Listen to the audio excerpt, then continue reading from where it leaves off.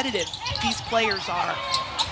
Syla Swords from deep. That's her second three-pointer of the day. Swords from the baseline as the clock was running down, and she's in double. Olson, the other freshman. Threes are falling for the youngsters in Ann Arbor. Ball is deflected, and Swords has it. Up ahead, this will be easy for Holloway. She's up to 11. Give and go, Swords with the finish. She's got 14.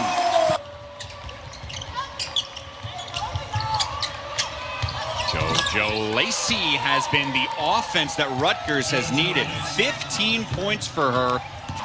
Comes over from Boston College. It's her first year here. She's a grad senior. She's the only Scarlet Knight to start every game this season, but my goodness, the freshman Syla Swords is up to 17. She's a baller. Olson, the other freshman. Threes are falling for the youngsters in Ann Arbor. Senior. She's the only Scarlet Knight to start every game this season, but my goodness, the freshman Syla Swords is up to 17. She's a baller. Olson, the other freshman. Threes are falling for the youngsters in Ann Arbor.